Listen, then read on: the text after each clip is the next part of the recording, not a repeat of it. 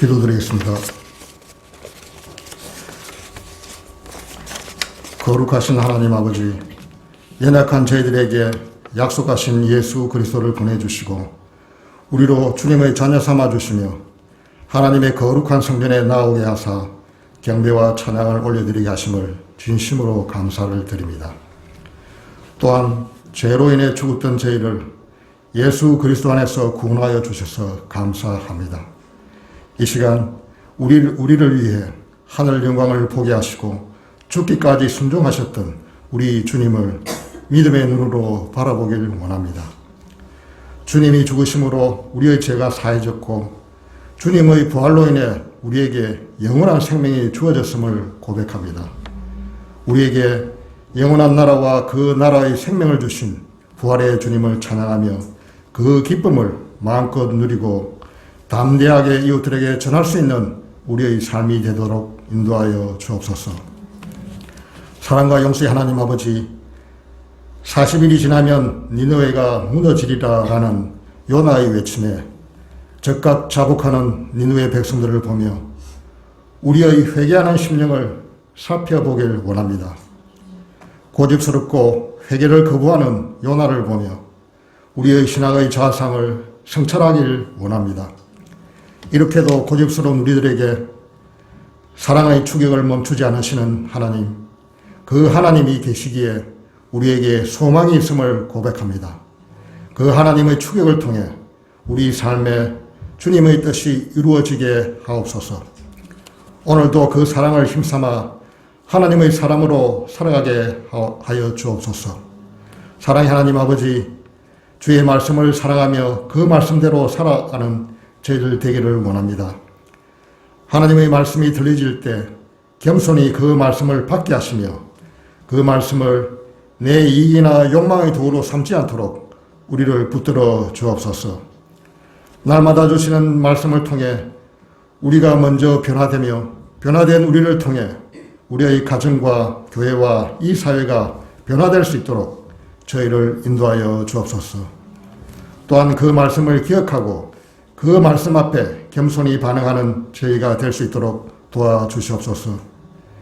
거릇된 삶의 자리, 불평의 자리를 떠나 정의와 공의를 향하며 주의 사랑을 실천함으로 날마다 감사를 고백하는 풍성한 삶이 되도록 저희를 인도하여 주옵소서. 어렵고 힘든 코로나 위기를 거쳐 이제 함께 가는 시대가 도래하였습니다. 이제 두려워하지 않게 하옵소서. 당황하지 않게 하옵소서. 더욱 믿음의 담력으로 감당하는 저희들 되게 하여 주옵소서. 모든 것을 주님께 맡겨오니 우리의 전 삶이 철저히 주님 의존적 삶이 되게 하여 주옵소서. 모든 성도들의 마음이 하나가 되어 주의 길을 따를 수 있도록 이끌어 주옵시며 성도들 한 사람 한 사람 순종함으로 믿음의 용사가 되게 하여 주옵소서. 더 큰 믿음의 용기를 가지고 살아야 하는 때임을 깨닫게 하시고 무슨 일을 하든지 신앙의 본분을 잊지 않게 하여 주옵소서. 사랑이 많으신 하나님 아버지, 이 시간 말씀 앞에 적극적으로 회개의 길로 돌이킨 니느웨 백성들처럼 주님의 거룩한 백성으로 거듭나기를 원합니다. 모든 성도들이 눈물로 회개하며 예배와 찬양으로 은혜 받는 시간이 되게 하여 주옵소서. 주님의 공의와 사랑이 넘쳐나게 하시어 감사함으로 날마다 기도와 찬양이 끊이질 않게 하여 주옵소서. 버려진 돌이 모퉁이 머릿돌이 되었듯 내 삶의 희망이 보이지 않고 끝난 것 같은 때에 하나님의 때가 반드시 있음을, 그 때에 우리를 높여주실 주님을 기대하게 하여 주옵소서.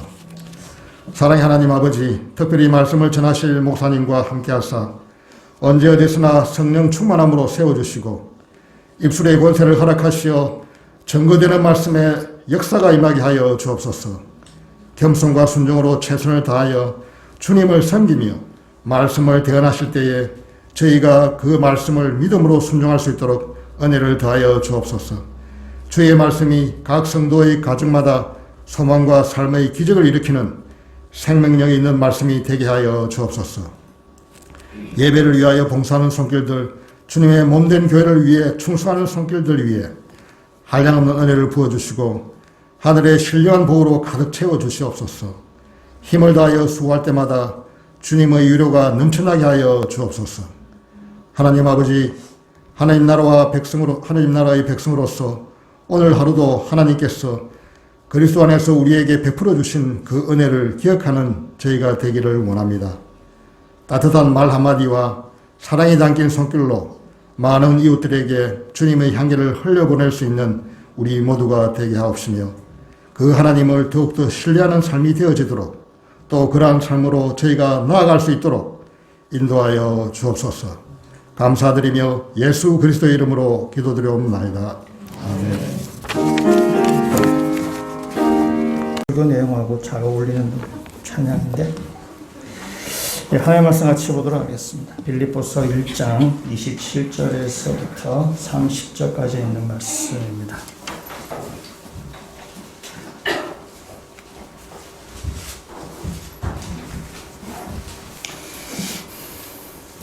빌립보서 1장 27절 말씀부터 제가 읽고 마지막 30절 말씀은 같이 읽도록 하겠습니다. 오직 너희는 그리스도의 복음에 합당하게 생활하라. 이는 내가 너희에게 가거나 떠나 있으나 너희가 한 마음으로 서서 한 뜻으로 복음의 신앙을 위하여 협력하는 것과 무슨 일에든지 대적하는 자들 때문에 두려워하지 아니한 이 일을 듣고자 함이라. 이것이 그들에게는 멸망의 증거요 너희에게는 구원의 증거니 이는 하나님께로부터 난 것이라. 그리스도를 위하여 너희에게 은혜를 주신 것은 다만 그를 믿을 뿐 아니라 또한 그를 위하여 고난도 받게 하려 하심이라.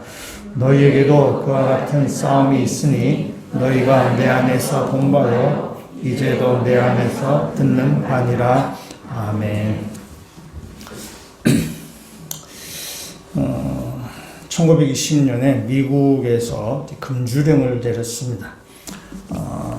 미국이 이제 남북 전쟁을 겪고 나서 사람들이 그 한쪽 편에서는 전쟁 이후에 복구 활동을 열심히 했지만 또 한쪽에서는 전쟁 후유증으로 인해서 좌절하고 위기감을 가지고 있었고 또 그러다 보니까 알코올에 의지하는 사람들도 좀 많이 있었습니다. 그래서 1차 대전을 지나고 나면서 미국의 굉장히 보수적인 일부 기독교 인사들과 함께 미국의 금주령을 선포했습니다. 그래서 성당 미사에서 사용되는 포도주 또한 이런 약품으로 사용될 수 있는 알코올을 제외하고는 술을 제조하거나 판매하거나 유통한 일이 전면 금지되었습니다. 1919년 또는 2020년 이때 이제 금주령 우리나라 이제 3.1운동 때 그죠? 예, 그때 이제 금주령이 선포가 되어서 1933년에 폐지되었으니까 13년 정도 미국 땅에서는 금주령이었습니다. 술을 금지했기 때문에 굉장히 긍정적인 효과도 있었습니다. 미국의 술 소비량이 절반으로 줄어들었어요. 술 소비량이 절반으로 줄어들었다는 의미는 술로 인한 피해들, 가정폭력이라든지 어떤 사회 범죄라든지 그런 것들도 많이 적어지게 됐고요. 포도 자동차 회사 같은 경우에는 과음을 해서 무단으로 결근하는 사람의 숫자 50%가 이렇게 줄어들게 되었습니다. 굉장히 긍정적인 효과도 있었습니다. 그러나 부작용도 만만치 않았습니다. 이때 당시에 다룬 영화들이 참 많이 있었는데 금주령으로 우리들이 여러분 잘 아시는 알카포네 같은 범죄 조직이 이때 금주령 때 굉장히 급성장하게 됩니다. 당시 알카포네의 1년 수입이 1억 달러라고 합니다. 그럼 오늘날 돈으로 환산하면은 1조 6천억 원. 전혀 안 놀라요. 예, 엄청난 이렇게 술을 이렇게 밀매해가지고 그거로 인해서 엄청난 수입을 그들이 가지게 되죠. 그래서 금주령 기간 동안에 아주 범죄 조직이 굉장히 급성장하게 된 아주 부작용이 만만치 않게 됐습니다. 그래서 1934년에 이제 금주령을 폐지하게 됩니다. 그러니까 아마 처음에 시작할 때는 좀 선한 뜻으로 시작했겠죠. 사회가 너무 술을 많이 먹어서 가정폭력, 특히 가정폭력이 많았고 사회도 범죄도 많고 그래서 선한 뜻으로 했지만은 세상살이라는 것이 뜻대로 되는 건 아니니까요. 항상 이래 되면 또 이렇게 다 부작용이 생기고 하는 거지. 그때 당시 미국의 대통령이 워렌 하딩이라는 사람이었는데, 이 금주령 기간 동안에 하딩 대통령이 덴마크 대사관을 자주 방문했습니다. 왜냐하면 덴마크 대사관은 술을 마시기 때문에 그렇습니다. 이 덴마크 대사관은 미국 땅에 있지만은 미국의 법에 조촉을 받지 않는 곳이기 때문에 대사관에 들어가서 술을 먹어도 이게 미국 법을 어기는 것은 아닙니다. 그래서 그 덴마크 대사관에 자주 갔다 그러더라고요. 근데 대통령만 그런 것이 아니라 당시 웬만한 정치인들도 다 다른 나라 대사관을 이렇게 자주 방문했다고 합니다. 가서 이제 술을 이렇게 먹는 거죠. 왜냐하면 미국 법의 조촉을 받지 않기 때문에 그렇습니다. 미국에서 이렇게 여러 가지 대통령이 쭉 있는데 그 대통령 가운데 아주 이렇게 존경한 대통령도 있지만은 좀 이렇게 최악의 대통령, 이제 그런 거를 이제 또 이렇게 순위를 매기게 되는데, 최악의 대통령에 들어가는 사람이 트럼프 이런 사람이 들어가게 되죠. 근데 이 하딩 대통령도 그 최악의 대통령 굉장히 앞번호에 이렇게 이제 들어가는 사람입니다. 금주령도 있지만 굉장히 좀 무능했던 대통령인 것 같습니다. 그렇죠. 또 그때 당시에 또 이렇게 유행했던 것이 무슨 해외여행이 유행했다고 합니다. 해외여행 또는 크루즈여행 이런 거죠. 왜냐하면 미국 크루즈 배를 타고 미국 영해를 벗어나서 이제 거기 가서 술을 먹으면 되는 거죠. 그래서 술도 먹고 여행도 하십시오. 이렇게 해가지고 크루즈 여행, 그다음에 캐나다 여행, 그래서 캐나다 가서 술 먹으면 되니까 그런 여행업도 많이 발달했다고 합니다.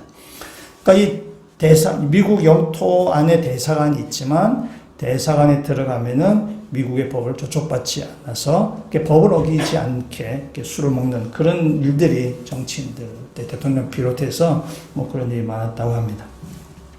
오늘 제가 이 얘기를 말씀드리는 것은 오늘 우리 성경의 오늘 본문의 말씀을 보시면은 오늘 읽었던 말씀 27절에 있는 말씀을 보시면은 이렇게 시작을 하고 있습니다. 오직 너희는 그리스도의 복음에 합당하게 생활하라 라고 되어 있습니다. 이 생활하라라는 것에 여기 각주가 달려져 있을 텐데요. 여러분 좋은 성경책은 달려져 있습니다. 없는 성경책은 좀 고민하셔야 돼요. 이게 뭐라 되어 있나요? 생활하라에? 시민 노릇하라라고 되어 있죠. 그러니까 이 무슨 말인가 하면은 빌립보 시민 노릇을 해라 라는 이런 뜻입니다. 그래서 빌립보 교회의 사람들은, 빌립보에 사는 사람들은 이 생활하라 라는 이 말을 들었을 때에 이 말이 무슨 의미인지를 그들은 잘 알고 있습니다. 이 생활하라는 말이 시민 노릇하라 라는 뜻입니다. 이 말이 무슨 말인지 잘 알고 있습니다.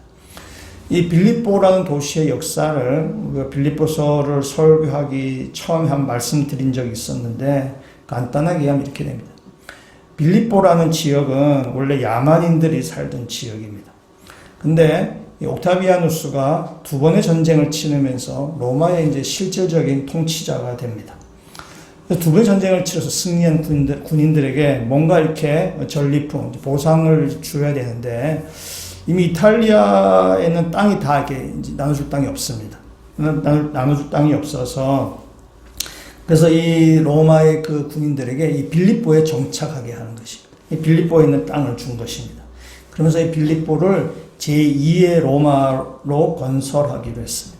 그래서 이 로마는 이 빌립보를 특별 식민지로 만드는 것입니다. 그래서 이 빌립보에 이제 그 퇴역 군인들이 거기에 거주하게 되는 것입니다. 퇴역군이 거주하는데 이 사람들은 빌립보에 있지만 로마법을 따르는 사람들입니다. 빌립보라는 이방 지역에 있지만은 로마의 법을 지키면서 사는 사람들이고, 그래서 여기 빌립보에 있는 그 퇴역 군인들은 자신이 로마 시민이라는 것에 대한 자부심을 가지고 있습니다. 내가 지금 비록 이방인 지역인 이 빌립보에 살고 있지만 난 로마 시민이야. 그리고 우리는 로마법을 지키는 사람들이야. 그래서 이 빌립보에 살지만 로마 시민이라는 자부심이 있어서 여기에 말하는 이 생활하라 라는 말은 시민 노릇해라 라는 이 말은 여러분이 빌립보에 살지만 로마 시민이라는 자부심을 가지고 로마 시민답게 사십시오 라는 그런 말입니다. 그래서 이 생활하라, 시민 노릇해라 라는 이 말을 빌립보에 있는 사람들이 그 말이 다 무슨 말인가 다 알고 있는 것입니다. 다시 말하면은 내가 이방인 지역에 살고 있지만 나는 로마 시민이다. 로마 시민답게 살아야 된다라는 것입니다. 이 시민답게 산다는 것은 이런 거죠.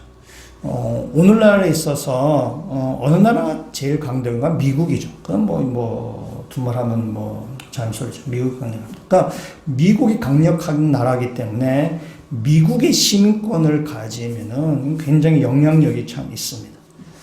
우리나라에서 미국에 이민 간 사람들이 그 미국 시민권을 가지려고 참 노력을 많이 하게 되죠. 쉽진 않지만은 시민권을 많이 가지려고 합니다. 왜냐하면 시민권을 가지면 혜택 또는 권리 그런 것이 많이 생기게 됩니다. 그 미국 시민권 가진 사람이 퇴직을 하게 되면은 거의 생계가 이렇게 보장이 될 정도로 연금을 받는다고 합니다. 그래서 이 시민권을 가지고 있느냐 없느냐 게 중요하죠. 또 이제 유학을 가는 사람도 있는데 그냥 유학을 가면 시민권이 생기지 없는 거죠. 시민권이 없이 공부하려면 진짜 힘들다 그래요. 경제적으로. 근데 시민권을 가진 사람은 여러 가지 학생들 혜택과 여러 가지 그런 장비가 잘 돼 있어서 경제적 큰 어려움을 겪지 않는데 시민권이 없이 그냥 맨 땅으로 유학을 가면은 진짜 한 해 1억 정도 든다는 말이 거짓말이 아니라고 합니다. 그만큼 시민권을 가지고 있는 사람은 그 미국 사회에서 아주 혜택, 그 권리를 잘 누리고 살 수 있게 되는 것입니다. 2009년에 그 미국의 여자 기자 2사람이 북한에 억류되는 일이 있었습니다. 이 두 분의 여자분이 북중, 두만강, 압록강 지역에 거기서 탈북자들을 이렇게 취재하다가 그냥 이렇게 북한에게 잡혀서 그렇게 그 12년의 노동 교화형을 선고받았다. 아마 12년 동안 감옥 살면서 노동하고 그런 거겠죠. 근데 이 두 사람 다 미국 시민권자인데 그중 한 사람은 한국계 미국인입니다. 이 두 사람이 북한에 억류되어 있어가지고 미국이 북한과 물밑 접촉을 쭉 했습니다. 두 사람을 석방시키려고 미국이 굉장히 노력을 많이 한 거죠. 여러분 그때 그 북한에 억류되어 있는 2명의 여자 기자를 이렇게 석방시키기 위해서 미국이 북한에 누구를 보냈는지 아세요? 빌 클린턴 대통령을 보냈습니다. 대통령 퇴임하고 나서 클린턴을 보냈어요. 그러고 나서 클린턴이 그 두 사람을 물론 물리적으로 다 했지만 그래서 이제 그 두 사람을 미국으로 이렇게 무사히 데려가게 됩니다. 미국이 전직 대통령을 거기에 보낼 정도는 그 사람이 시민권자이기 때문에 그렇습니다. 시민권자 아니었으면 그렇게 움직이지 않습니다. 미국의 시민권을 가진 자이기 때문에 미국이 전직 대통령을 보낼 정도로 그렇게 움직이는 거죠. 미국이 시민권을 갖고 있다는 것은 굉장히 강력하다는 뜻이에요. 영향력을 굉장히 가지고 있다는 뜻입니다. 이 땅에서 가장 강력한 나라의 시민권을 가지고 있으면은 그 자체로 굉장히 혜택도 많고 여러 나라를 방문할 때 여러 가지 유익한 점들이 많이 있습니다. 우리는 하나님 나라의 시민권을 가진 사람들입니다. 미국 시민권보다 훨씬 강력하고 효력이 강한 그런 하나님 나라의 시민권을 가진 사람들입니다. 여러분이 어떤 환경에 처하더라도 하나님께서 여러분을 지키시고 구원해내실 것입니다. 왜냐하면 여러분은 하나님 나라의 시민권을 가진 자이기 때문에 그렇습니다. 그래서 이 땅에 있는 시민권이 참 부러운 것들이 많이 있겠죠. 미국 시민권, 부러운 것이 많이 있겠지만은 그거와 감히 비교할 수 없는 하나님 나라의 시민권을 가지셨다는 사실을 믿으시고 여러분 가운데 하나님께서 여러분을 지키시고 보호하시는 그 믿음을 가지고 이 땅을 살아가시는 주의 백성 되시기를 주님의 이름으로 축원합니다. 오늘 이 합당하게 생활하라 라는 이 말은 시민 노릇하라 라는 말인데 이는 폴리스 시민으로서의 의무를 다하라 라는 뜻입니다. 그래서 시민권을 가지게 되면은 혜택도 있고 권리도 있고 여러 가지 유익한 점도 있음과 또한 동시에 거기에 합당한 의무도 져야 되는 것입니다. 때문에 우리가 하나님 나라의 그 시민권을 가진 백성으로서 하나님 나라의 유익과 그래서 하나님의 충만한 은혜를 누리고 있지만 또한 동시에 우리가 의무를 또한 다해야 되는 것입니다. 오늘 빌립보서 말씀은 1장 26절까지는 바울이 자신의 근황을 쭉 이야기했습니다. 내가 감옥에 있고 그런 근황을 쭉 이야기합니다. 그리고 1장 27절부터는 이제 빌립보 교회 성도들에게 바울이 지금 권면을 하는 것입니다. 그 권면이 이제 2장 18절까지 이어지게 되는데 그 권면을 하면서 빌립보 성도에게 첫 번째 하는 말이 뭐냐? 그리스도 복음에 합당하게 생활해라 하는 것입니다. 그래서 하나님 나라의 백성으로서의 의무를 다하라 하는 것입니다. 그래서 오늘 제목 설교 제목을 복음에 합당하게 생활하라 그렇게 잡았는데 바울이 빌립보 교회의 성도에 대한 권면입니다. 요즘 워낙 줄임말을 많이 써도 이 말을 줄여봤어요. 복합생활. 예, 복음에 합당하게 생활해라. 다 왜 힘드시니까 복합생활로 이렇게 기억하시면 좋겠습니다. 복합생활하기 위해서는 복합생활하려면 두 가지 부분이 나타나게 되는데요. 첫 번째가 27절에 말하는 것은 하나가 되라는 것입니다. 또 하나가 28절부터 30절까지의 말씀인데 두려워하지 말랍니다. 이는 두 가지 말씀인데 복합생활, 하나님 나라의 복음에 합당하게 생활하기 위해서 이 두 가지가 드러나게 되는데 오늘 이 시간에는 첫 번째 것 하나가 되라에 대해서 말씀드리자. 이 두려워하지 말라는 오늘 준비했는데 너무 좀 이렇게 앞에가 너무 길어서 이렇게 그래서 그냥 두려워 다음 주에 한 번 더 이렇게 하도록 하겠습니다. 먼저 우리 27절 말씀을 같이 한번 읽어보도록 하겠습니다. 오직 너희는 그리스도의 복음에 합당하게 생활하라. 이는 내가 너희에게 가보나 떠나 있으나 너희가 한 마음으로 서서 한 뜻으로 복음의 신앙을 위하여 협력하는 것과 아멘. 이 말씀이죠. 여러분 한 마음으로 서서 한 뜻으로 복음의 신앙을 위하여 협력하십시오라는 것입니다. 뭐 여러 가지 말하지만은 간단하게 말하면은 빌립보 교회 성도 여러분 하나가 되십시오 하는 것입니다. 그래서 복음에 합당한 생활은 뭐냐면은 첫 번째는 하나가 되는 것이에요. 하나가 되는 것이 복음에 합당한 생활, 복음에 합당한 생활. 그다음에 하나님 나라의 시민권 가진 사람으로서의 의무, 하나님 나라의 시민권 가진 사람은 이런 모습 나타나야 된다는 거죠. 하나가 되어야 된다는 것입니다. 오늘 이 말씀 27절에 말씀은 한 마음에 또한 여러분이 각주가 되어 있는데 한 마음의 각주가 뭐라 되어 있는가 하면은 영 또는 정신 이렇게 되어 있습니다. 이 한 마음을 헬라어로 하면은 푸뉴마입니다. 푸뉴마 성경이 여러분이 알고 많이 나오는 것들을 한번 아시면 좋은 말씀입니다. 푸뉴마의 헬라어의 뜻은 호흡, 바람 이런 뜻입니다. 근데 성경에서 푸뉴마라고 단어가 쓰면은 그건 거의 대부분 성령의라는 뜻이 되게 됩니다. 그래서 이 한 마음은 그래서 우리 각주에도 영 또는 정신으로 되어 있죠. 그래서 이 한 마음은 한 성령이라고 보셔도 됩니다. 그러니까 빌립보 교회 성도에게 너희가 하나가 되어야 하나가 되는 것이다 라고 말하는데 한 성령 안에서 하나가 되는 것을 지금 말하고 있는 것입니다. 그래서 여러분 한 마음에 서서 한 뜻으로 하나가 되라. 마음은 그 헬라어는 이게 영, 푸뉴마, 영, 혼, 그리고 뜻은 푸시케, 그래서 혼이란 뜻입니다. 그래서 어떤 학자들은 이 영과 혼을 구별해서 이런 뜻이고 저런 뜻이고 이렇게 해석하기도 하지만 그냥 이 영과 혼을 그냥 어떤 관용은 아니지만은 그냥 합해서 한 마음으로, 한 뜻으로, 한 성령 안에서 하나가 된다는 뜻으로 받아들이셔야 됩니다. 그래서 한 성령 안에서 하나가 되어야 된다라는 것입니다. 그 다음에 나오는 말이 여기 서서라고 되어 있어요. 너희가 한 마음으로 서서라고 되어 있어. 이 서서라는 것은 그냥 단순히 서 있다라는 그런 뜻은 아닙니다. 굳건하게 서 있다는 뜻이에요. 그래서 새 번역 성경은 이렇게 얘기했어요. 이와 같이 주님 안에서 굳건히 서 계십시오. 하고 이렇게 번역했어요. 예, 우리는 그냥 이렇게 서서라고 해서 그냥 이렇게 서 있는가 보다 생각은 아닙니다. 그냥 굳건하게 서 있다라는 뜻입니다. 빌립보 사람들이 이 서서란 말이 무슨 뜻인지 다 알아들었어요. 이 빌립보에는 퇴역 군인들이 많이 살기 때문에 군사 용어가 되게 많이 바울이 사용하고 있습니다. 이 서서란 말도 역시 군사 용어입니다. 로마 시대를 배경으로 한 영화들을 보면 이렇게 좀 잘 아실 수 있으신데요. 로마 군인들이 전쟁을 치를 때에 딱 갑옷을 입고 손에 뭘 들고 있죠?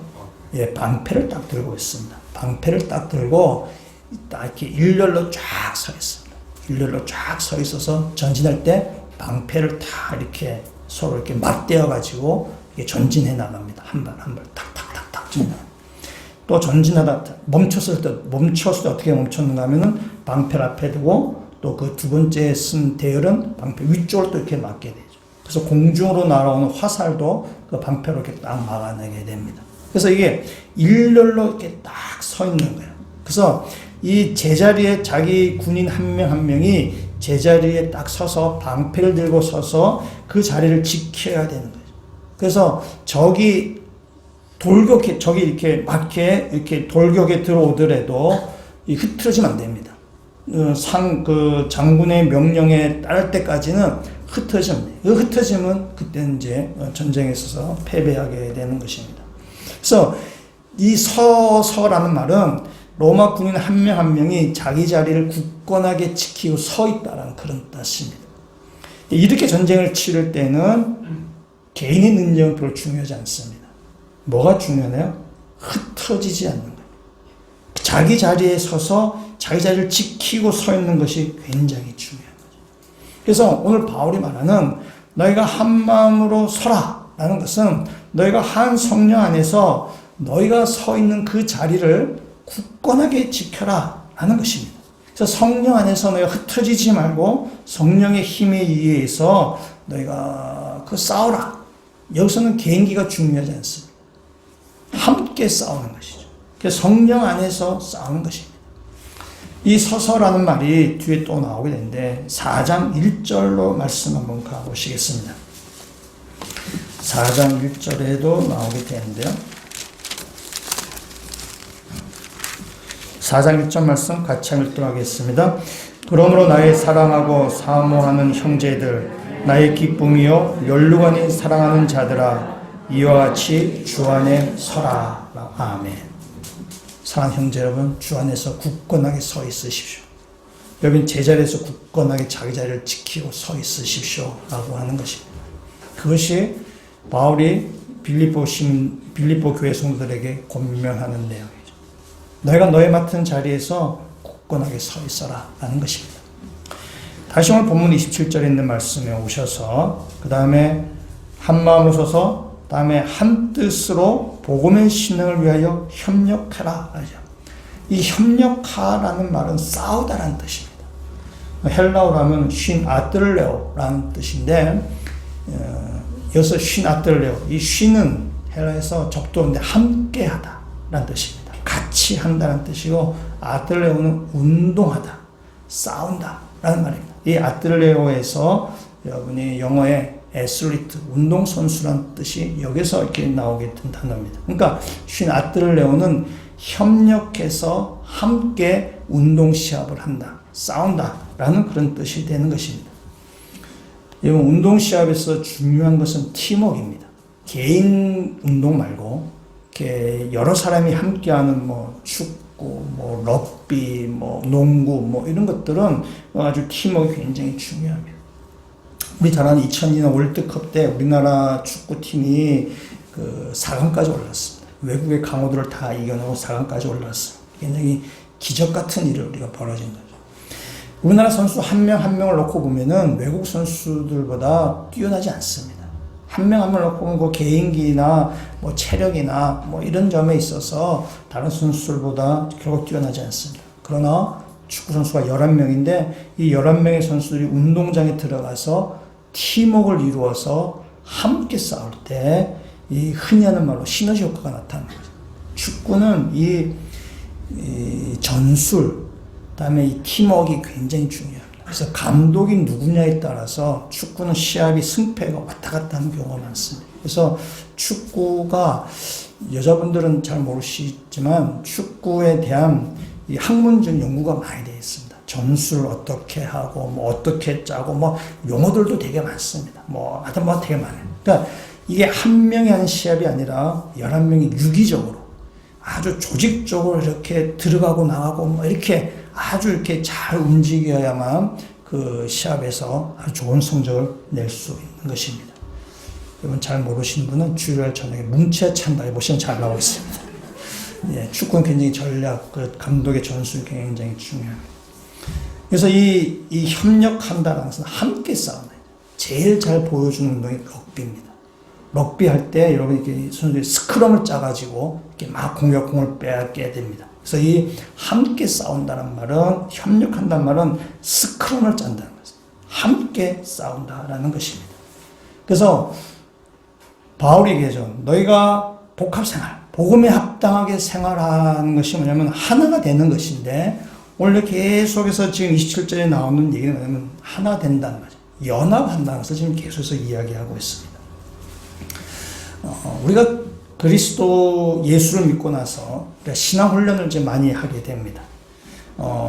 우리가 무슨 성경 묵상도 하고, 그래서 묵상, 매일 성경 사라고 하니까 삽니다. 사지만은 2개월 동안 책은 깨끗합니다. 깨끗하고 다음 달 또 사야 되고 그러세요.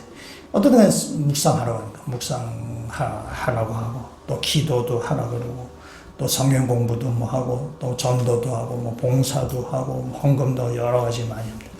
여러분, 신앙 훈련 중에, 좀 넌센스한 질문이지만은, 여러분, 가장 고난이도의 훈련, 여러분 뭐라고 생각하세요? 신앙 훈련 중에, 신앙 훈련 막 단계가 있다 친다면은, 예를 들어서, 신앙 훈련 단계가 있다고 친다면은, 마지막 단계는, 여러분 뭐라고 생각하세요? 마지막 단계라는 의미는 이것이 마지막이라는 뜻이죠. 더 이상 없다라는 뜻이 되죠. 그러니까 최고 난이도의 어떤 단계에 해당하는 것입니다. 그러면 신앙 훈련이 이렇게 넌센스한 질문이에요. 단계에 따라서 넌센스한 질문이지만, 이 신앙 훈련의 마지막 단계가 있다고 친다면, 마지막 단계는 하나가 되는 겁니다. 연합하는 일이에요. 무슨 말이냐면, 연합하는 것만큼 그것이 굉장히 어렵다는 뜻이에요. 마지막 단계, 그러니까 어렵다. 마지막 단계이기 때문에 가장 어렵고 가장 고난이도란 뜻이 되기도 하고, 마지막이든 더 이상 없다는 뜻입니다. 더 이상 없기 때문에 이것을 통과하면은 그거는 영광과 기쁨과 감격이 있다는 뜻이 돼요. 나머지는 계속 훈련을 쌓아가다가 이 마지막 단계까지 통과하면은 그건 굉장한 그 훈련을 통해서 성취, 영광을 누리게 된다는 것입니다. 그러면 대학생 선교단체들이 있는데요. 대학생 선교단체들도 신앙훈련을 많이 합니다. 거기도 말씀 암송하고, 성경 공부하고, 전도하고, 찬양하고, 선교도 가고, 봉사도 하고, 헌신도 많이 합니다.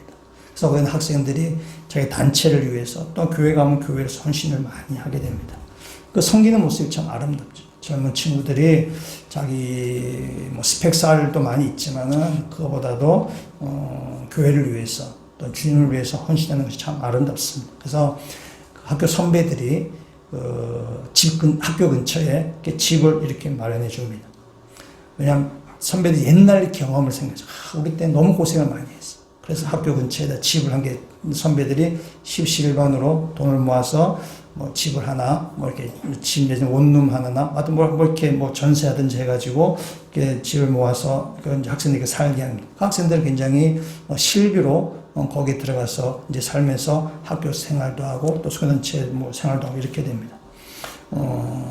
이제 굉장히 싼 값에 들어가니까 되게 좋죠.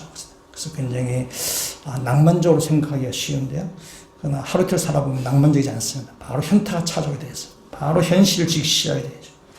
여러 사람이 같이 살다가 보니까 여러 가지 문제를 계속해서 만나게 되는 거예요. 자신의 적나라한 이기적인 모습, 자기뿐이 아니라 같이 있는 저 사람의 적나라한 이기적인 그 모습.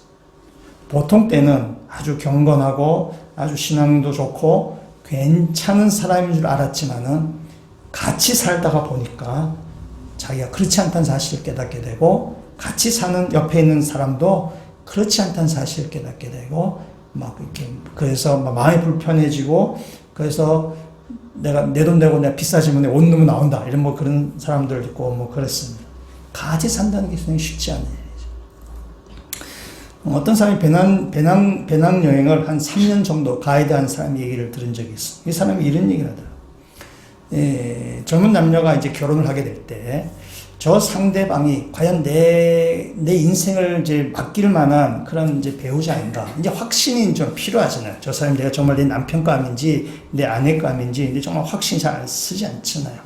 그러니까 그거를 확인하기 위해 제일 좋은 방법이 배낭여행을 해보면 안다는 거죠. 이 사람 얘기는. 배낭여행을 해본다. 자기가 3년 동안 배낭여행을 가이드를 쭉 해줬는데 자기가 한 수백 쌍을 본 거죠. 수백 쌍을 봤는데 배낭여행을 온 사람 중에 90%가 2주 안에 대판 싸운다는 거예요. 그리고 그 중에 절반은 돌아가거나 둘이 헤어진다는 것입니다. 그래서 이 사람 얘기는 결혼하기 전에 상대방이 맞는지 안 맞는지 알려면 배낭여행을 해보라. 그 사람이 얘기해줘. 근데 이 사람이 무슨 말을 하는지 알겠어. 그죠? 무슨 말을 하는지 알겠어. 같이 뭔가 부딪혀 봐야만 저 사람이 진 면목이 나온다. 이런 거죠. 나는 얘기가 아니라 우리들에게죠. 우리가 하나가 된다는 것, 연합한다는 것 상당히 어렵습니다. 더 많이 기도하라 그러면 하겠습니다. 더 많이 성경 읽으라면 성경도 읽겠어. 더 많이 봉사하고 전도하고 헌금하라 그러면 하겠어요. 그런데 전원 마음 같이 못하겠다는 거예요. 그것이 우리의 마음이 그런 거죠. 다시 말하면은 우리가 기도하는 것, 성경 읽는 것, 봉사하는 것 흉내낼 수 있습니다. 어느 정도 그 모양을 갖춰줄 수 있어요. 그런데 연합하는 것은, 하나가 되는 것은 흉내낼 수 있는 것이 아닙니다. 이것은 성숙한 영성이 없으면은 연합할 수 없는 것입니다. 성숙하지 아니하면은 연합하는 데까지 갈 수가 없는 거예요. 그래서 좀 넌센스한 얘기지만 아까 제가 마지막 훈련, 신에서 마지막 그 훈련, 가장 고운 난이도 훈련이 연합하는 것, 하나 되는 거라고 말씀드린 것입니다. 이렇게 어려운 거, 연합하는 거, 하나 되는 거 어려운데 왜 성경을 왜 자꾸 연합하라고 하는가? 왜 하나가 되라고 하는가? 라는 것은 복음이 궁극적으로 지향하는 점이 바로 하나가 되는 것이기 때문에 그렇습니다. 복음은 우리에게 연합하라고 이야기하죠.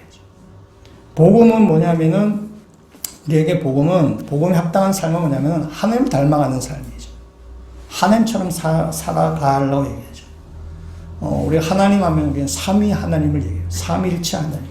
이 삼위일체 하나님은 삼위 하나님이 서로 사이좋게 연합해서 하나로 계시는 거죠. 이 삼위 하나님이 다 각각의 존재지만은 연합해서 사랑으로 지금 하나가 되어 있는 것입니다. 그처럼 너희들도 그렇게 살아라 라는 것이에요. 성경이 그것을 이야기하고 있는 것입니다. 말씀을 한번 보겠는데요. 앞에 스크린에 있습니다. 우리 말씀을 잘 아시는 말씀이에요. 마태복음 22장 36절에서부터 40절까지 있는 말씀 같이 읽도록 하겠습니다. 선생님, 율법 중에서 어느 계명이 크니까? 예수께서 이르시되 내 마음을 다하고 목숨을 다하고 뜻을 다하여 주 너의 하나님을 사랑하라 하셨으니 이것이 크고 첫째 되는 계명이요 둘째도 그와 같으니 내 이웃을 내 자신같이 사랑하라 하셨으니 이 두 계명이 온 율법과 선지자의 강령이니라. 아멘. 율법 학자 스님과 예수님 가서 물었어요. 선생님, 어느 계명이 제일 큽니까? 라고 할 때 예수님 말씀하죠. 하나님 사랑, 이웃 사랑이다라고 이야기합니다. 그러면서 마지막 40절에 뭐죠? 이 두 계명이 온 율법과 선지자의 강령이다. 온 율법과 선지자의 가르침이 되죠. 율법과 선지자는 뭐냐? 성경을 이야기하는 것이. 구약 성경을 이야기해요. 예수는 신약 성경이 없으니까 구약 성경, 결국 성경을 이야기해요. 성경의 가르침이 전부 다가 뭐냐? 하나님 사랑, 이웃 사랑이라는 것입니다. 그래서 하나님께서 우리에게 말씀하시는 거죠. 하나님께서 삼위 하나님이 연합해서 하나로 있는 것처럼 여러분들도 여러분도 하나님과 연합해서 하나가 되십시오. 또한 여러분도 서로 연합해서 하나가 되십시오. 그것이 바로 성경의 가르침입니다. 라는 것입니다. 때문에 하나가 되는 것이 굉장히 어려운 거예요. 연합하는 것이 굉장히 어려운 것이지만 우리가 피해갈 수 없는 것이 하나님께서 요구하는 삶은 연합하는 삶이고 하나 되는 삶이에요. 하나님이 삼위 하나님으로 계신 것처럼 우리도 그렇게 살라고 얘기하는 것이고 그것이 율법과 선지자의 강령이다. 성경의 가르침이다. 라고 얘기하는 거죠. 그것이 제일 큰 계명이다. 하나님 사랑, 이웃 사랑. 때문에 우리를 피해갈 수가 없는 것입니다. 때문에 우리가 신앙훈련 여러분이 많이 하시는데요. 기도도 하고 헌금도 하고 봉사도 하고 묵상도 하지만은 그 모든 것들을 겪어가면서 우리의 훈련에 통과될 점 우리가 하나가 되는 연합하는 것을 우리가 나가야 된다는 것입니다. 근데 다시 말하면 쉽지 않은 거죠. 연합한다는 건 하나 되는 건 정말 쉽지 않습니다. 그래서 오늘 이 시간에는 우리 연합하기 위해서 두 가지 점만 우리가 한번 좀 고려를 해봤으면 좋겠는데, 이 두 가지 사실을 좀 잘 기억을 하셔서 우리가 서로 하나 더 연합되는 것을 하면 좋겠습니다. 첫 번째 27절 말씀을 다시 한번 보시면은 27절 말씀에 이렇게 얘기하죠. 오직 너희는 그리스도의 복음에 합당하게 생활해라. 이는 내가 너에게 가방을 떠나 했으나 너희가 한 마음으로 서서 한 뜻으로 복음의 신호에 협력하는 것. 그래서 다시 말하면 너희가 성령 안에서 하나가 되라고 이야기하는 것이에요. 그래서 우리가 연합하고 하나가 되는 데 있어서 성령 안에서 하나가 돼야 되는 거죠. 이번에 성령이 빠진 가운데 하나가 되는 것은 성경에서 말하는 하나됨이 아닙니다. 하나님의 뜻을 묻지 아니하고 하나가 되는 것은 그건 성경적인 연합이 아닙니다. 성령 안에서 하나가 되는 것입니다. 여러분, 하나가 된다는 것, 그 자체를 절대 가치로 여기고 하나가 되는 것에만 막 이렇게 매몰하면은 굉장히 곤란해져요. 그거는 세상의 가르침이고 인본주의 가르침이에요. 뭉쳐야 하나가 된다, 뭐 이런 거잖아요. 흩어지면 죽는다, 이런 거죠.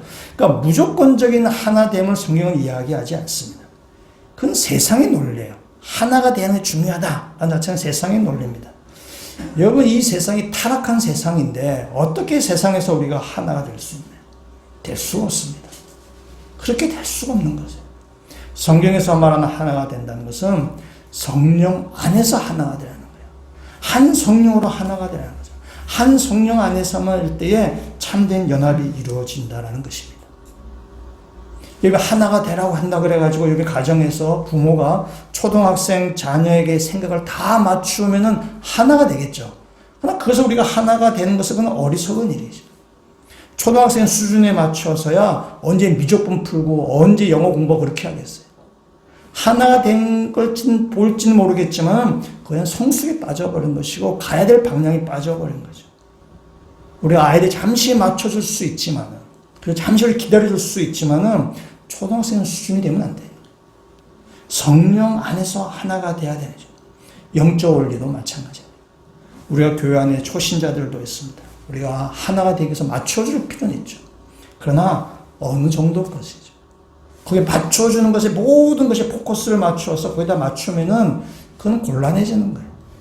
하나님의 뜻을 우리가 알고 하나님의 생각을 우리가 좀 맞춰가야 되는 거죠.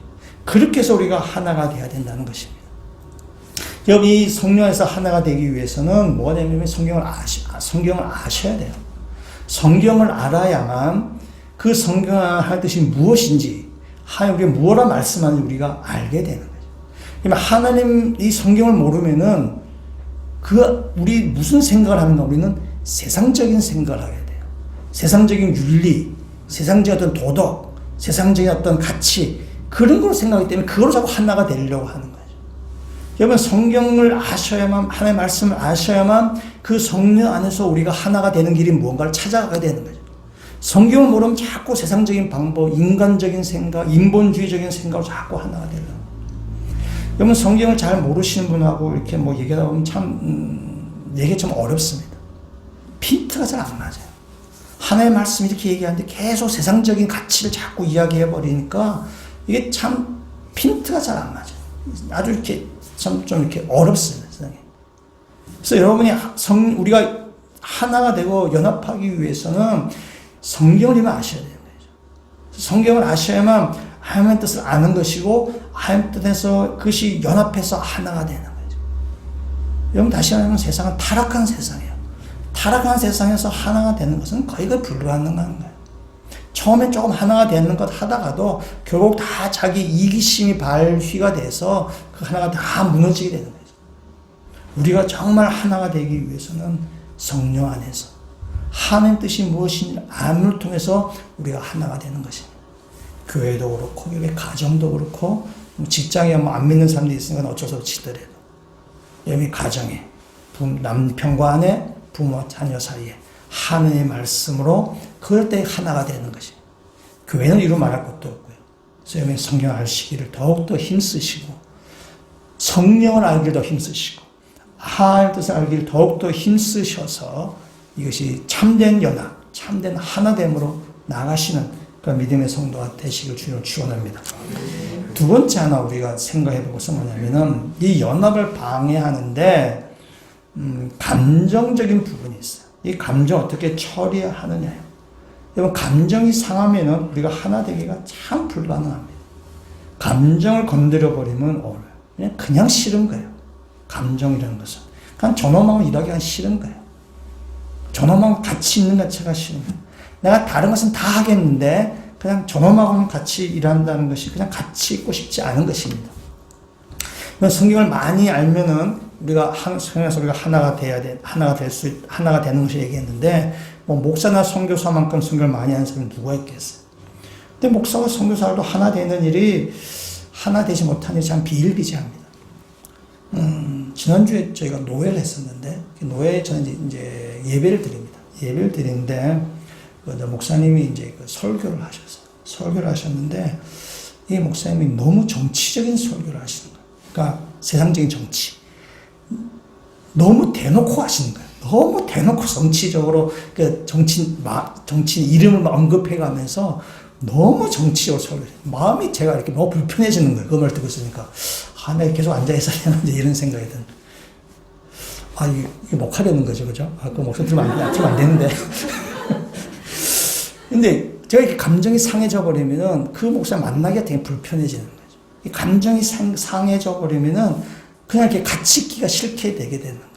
이 감정을 처리하지 않으면은 하나가 되는 것은 불가능합니다. 그냥 싫은 거예요.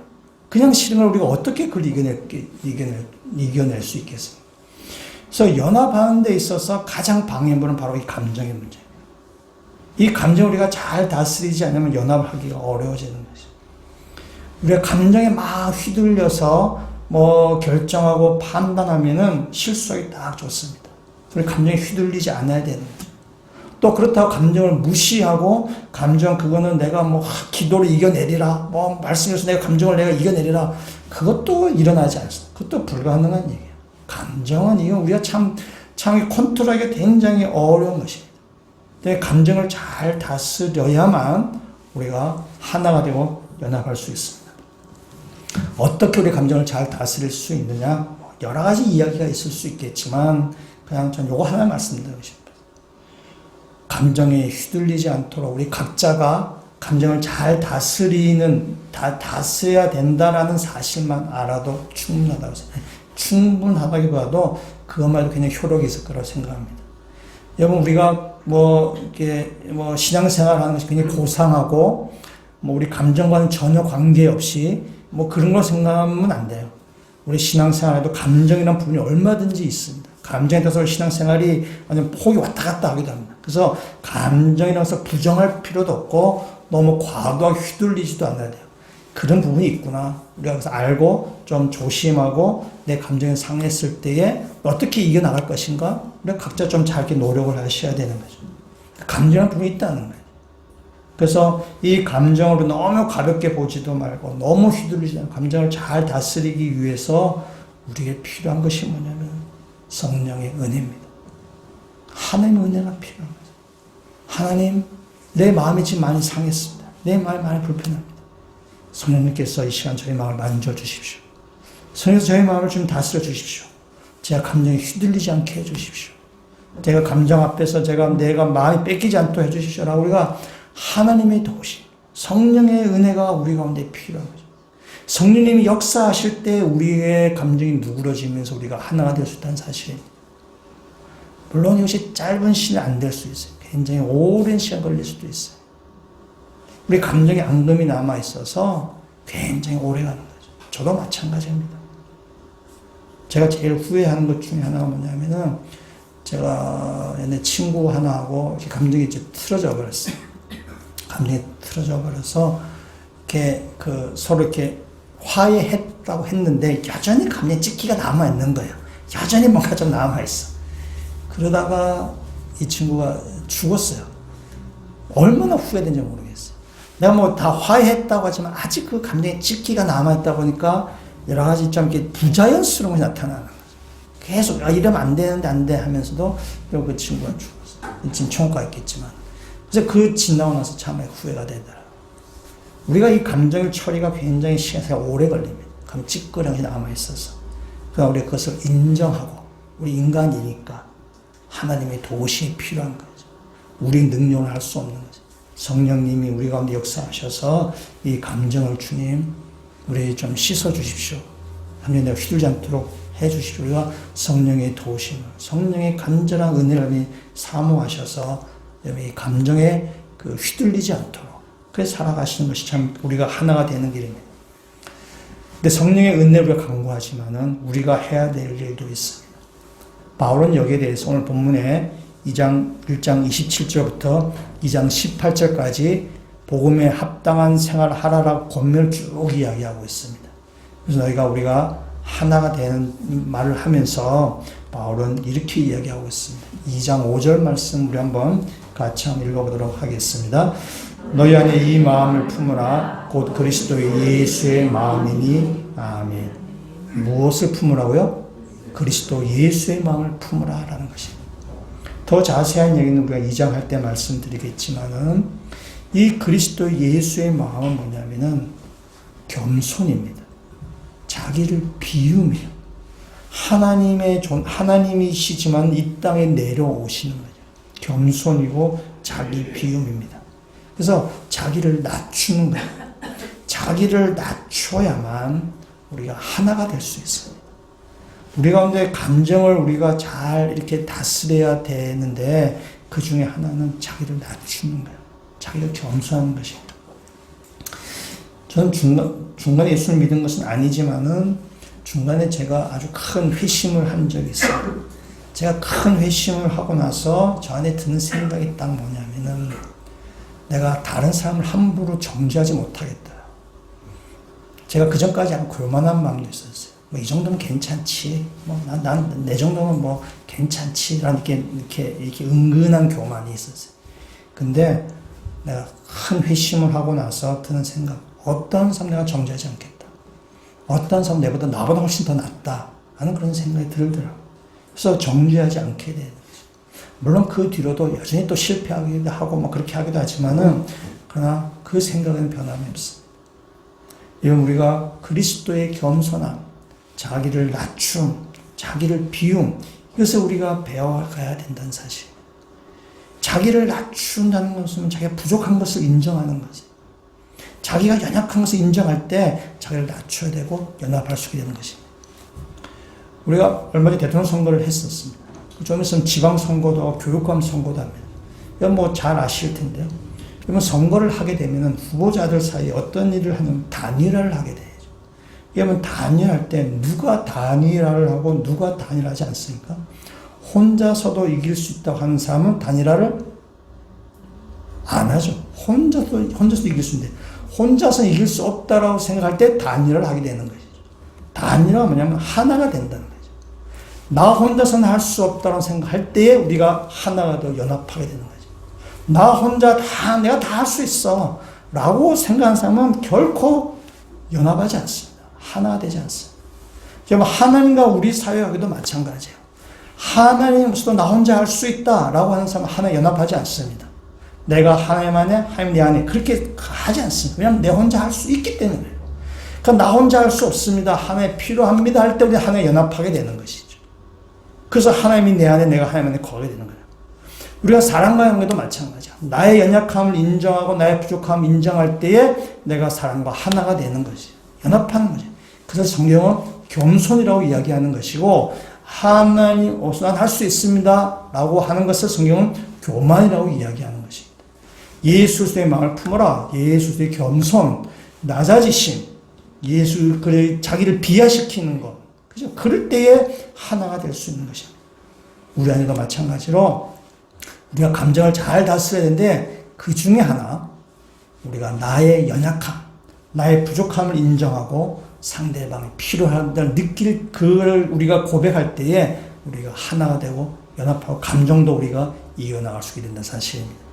지금 교만하지 아니하고 겸손하게 하나 앞에서도 우리가 겸손할 뿐만 아니라 사람들 관계 속에서도 겸손하게 그럴 때 우리가 하나가 될 수 있게 된다는 사실입니다. 오늘 말씀 다시 한번 정리하면 우리가 복음에 합당한 생활을 할 때에 첫 번째는 연합하고 하나가 되는 것입니다. 우리가 5월달부터 다음 주부터 목장 모임을 시작하려고 하는데 목장 모임에서 우리가 하나가 되는 그런 훈련들, 연습들이 잘 되시면 좋겠어요. 이 목장 모임의 모든 모임의 주인은 바로 성령님이십니다. 이 목장을 통해서 하나님 성령께서 우리가 뭐라 말씀한지를 귀담아 들으시고 사람의 생각과 윤리적인 도덕적인 그런 것이 기준이 되지 않냐고 하나님이 여러분의 그 목장의 기준이 되셔서 하나님의 뜻을 살피고 하나님이 원하시는 길이 무엇인지를 잘 귀 기울이셔서 하나님 중심의 목장을 만들어 가시고 이 목장 안에서 사람들이 있다 보면 여러 살 있다 보면 우리가 감정이 휘둘리기도 합니다. 감정이 상하기도 하고 마음이 불편하기도 합니다. 여러분 그럴 때마다 성령님의 은혜를 구하시고 나보다 상대방을 낮게 여기셔서 그래서 우리가 목장에서부터 감정에 휘둘리지 아니하는 그래서 우리가 하나가 되는 것을 통해서 이 땅 가운데 하나님의 사람으로 부름받고 하나님 나라의 시민권을 가진 자로서 거기에 합당하게 살아가시는 믿음의 성도가 다 되시기를 주님의 이름으로 축원합니다. 같이 한번 기도드리시겠습니다. 하나님 저희들을 하나님 나라의 시민으로 삼아주심을 감사드립니다. 그러나 우리가 이 땅에 살고 있습니다. 이 땅에서 하나님 나라의 시민이란 그 정체성과 자부심을 가지고 살게 하시고 하나님 나라의 시민으로서 우리가 연합하며 한 마음으로 한 뜻으로 살도록 저희들 인도하여 주시옵소서. 그래서 이 땅 가운데 함께 믿음의 길을 걸어가는 사람들과 함께 연합하여서 이 믿음의 싸움을 싸워나가게 하여 주시고 날마다 승리하는 삶을 살아가도록 저희들을 인도하여 주시옵소서. 이제 우리가 오늘도 목장을 다시 시작하려고 합니다. 여러 가지 목장할 때 여러 가지 어려운 점들도 있고 방해도 있고 회방하는 것들도 많이 있겠지만은 성령님께서 주인이 되어주시고 하나님께서 간섭하여 주셔서 하나님의 말씀에서 하나가 되어가는 그런 훈련과 그런 모임이 되가도록 저희들 인도하여 주시옵소서. 예수 그리스도의 이름으로 기도합니다. 아멘.